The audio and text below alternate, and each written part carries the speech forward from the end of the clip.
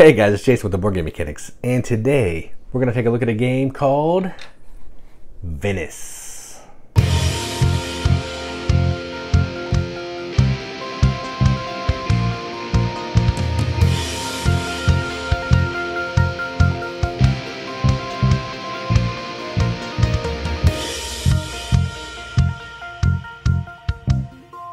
Venice is a game for 1 to 5 players from Brain Crack Games.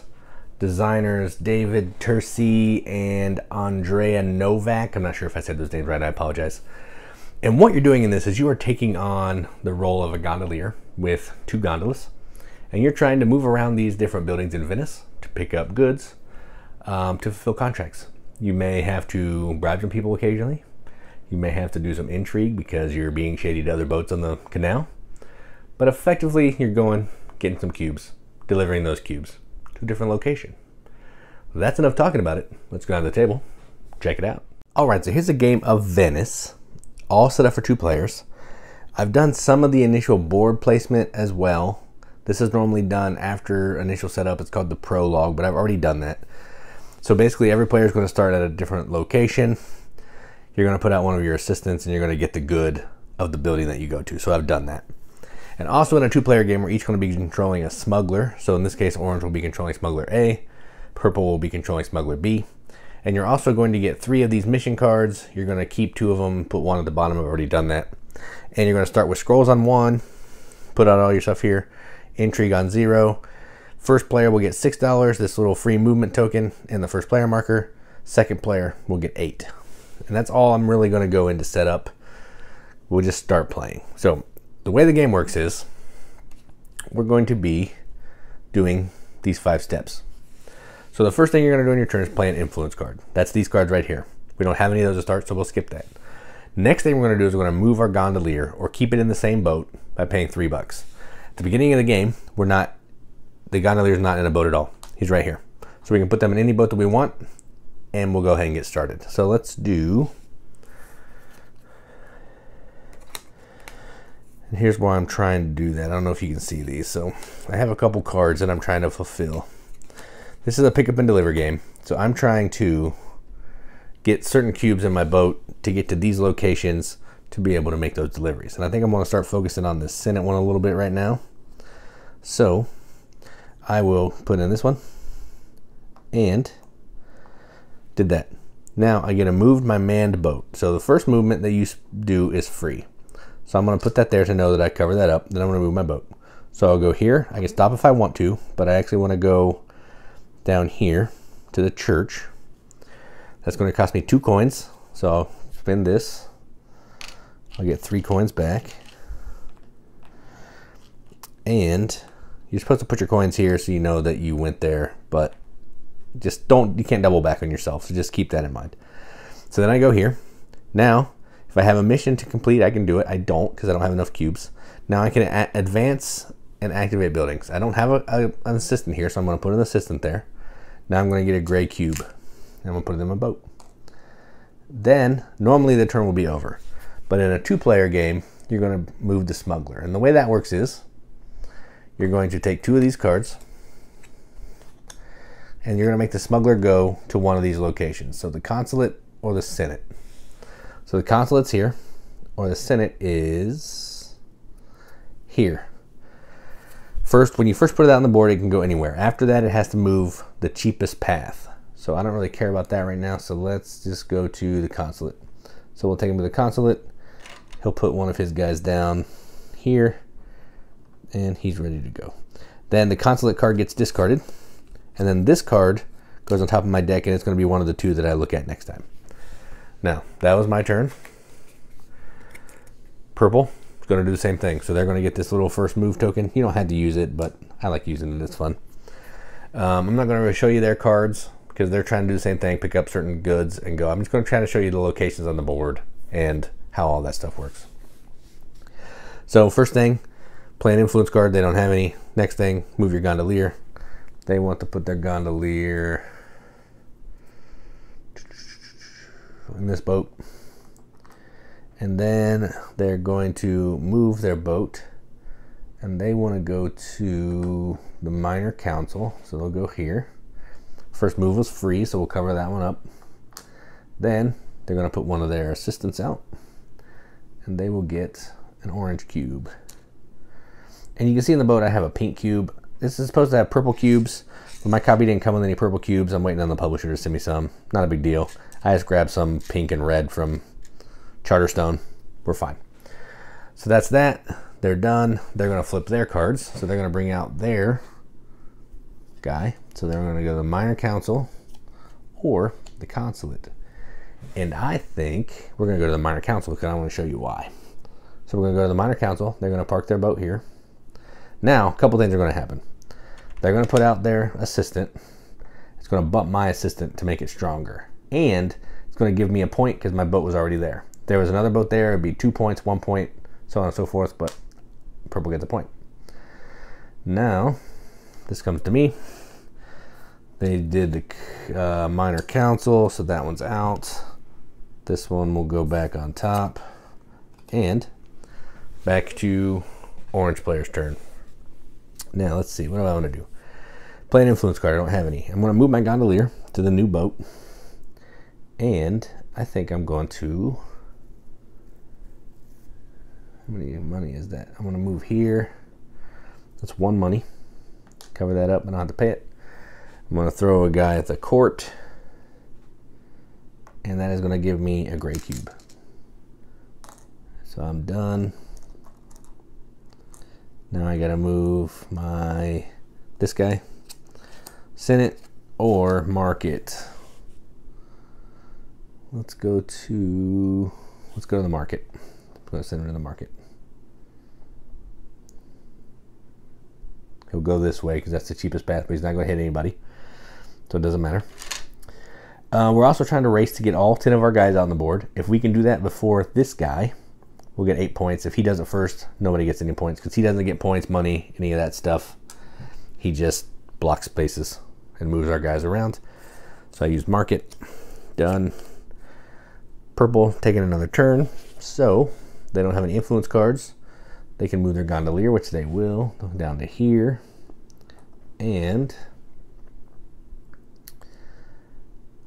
I think I'm going to go to the Doge's place. So we're going to move this one, cover this one up. I'm going to drive over here.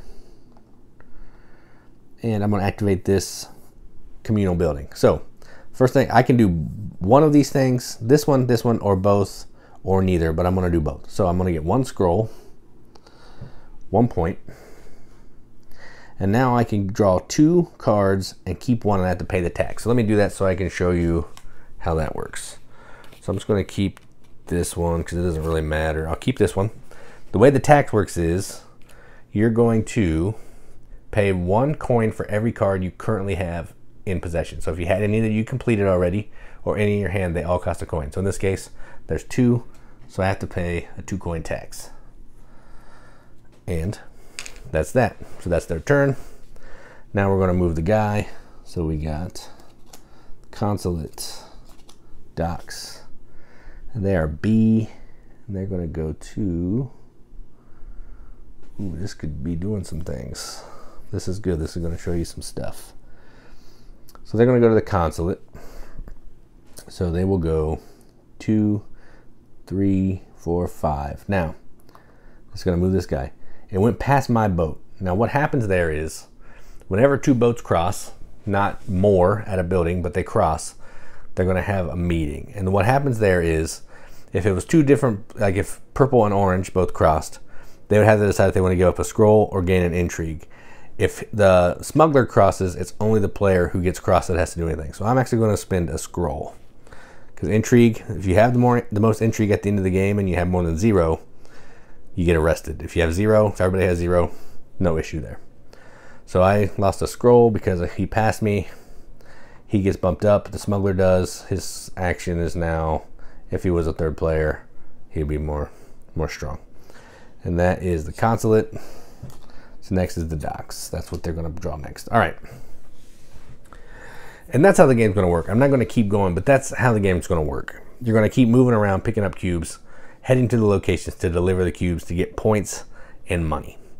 The game ends when either all of these cards are completed, So the last one of this, not completed, but drawn. So when this draw deck is empty, or this track, which I didn't talk about, but I will right now, someone makes it up to the 10 space of this track. So this track is referencing the major council and the minor council. What happens here is whoever's highest on this track, so say the game ended like this. Whoever's highest on this track is going to get 9 points in a 2-player game. Whoever's behind gets 2 points. Then based on how many assistants you have out, if you have 6 to 7 or 7 to 8 assistants, I think, you're going to get half of this track rounded down, so I would get 2. If I had all 9 or 10 out, I would get 4 points added to my score. But once this track hits 10 or the deck runs out, this is going to slide up to the in-game trigger. Then we're going to finish that round and we get 2 more rounds. Then at the end of that round, we're going to add up points. Now, I said before that if you have intrigue, if you have more than 0 and you have the most, you're going to get arrested. But there are ways to bring this down. If I had 8 scrolls, I could spend 2 scrolls to go down 1, 2 scrolls to go down 1, 2 scrolls to go down 1, 2 scrolls to go down 1. Or if I was at 1 and I had $4, I could spend these $4 to go down 1. So 2 scrolls, $4 goes down 1. And that's going to keep you in the 0. Then every $4 you have left is going to get you a point and all that kind of thing. And whoever has the most points is the winner. There's also bridges, which I didn't discuss. But you can build bridges at the major council for $4 and here for $4. I don't know if it's $4, but you can build one here or take 2 points. When you build a bridge, they're going to do a couple things. They're going to go over a canal. No one has to pay that cost anymore, so that's a free canal. If orange goes through it, it gives them a coin. If purple goes through it, they get an intrigue. So it's good for the person that builds it. It's bad for the person who doesn't build it. And that's effectively that. That's the whole entire game. One other thing, as your workers level up, and I went to this location, say I went to this location, I have my gondola guy here, I would get to do all the actions on this tile. Or I could do whatever I wanted to do. So I could lose 3 intrigue, I could build a bridge or score 2 points. I can do all 4 of these actions, or 1 of them, or 2 of them. But if I do 1 of them, I have to take the whole action. So I can't just do half of this. I got to do it all. Like I can't just take the point or whatever. I have to do it all. You either do all the actions of all the spaces, or take some of the spaces but do all of it. That's how that works. And one other thing I didn't mention. Let's get rid of that for a second.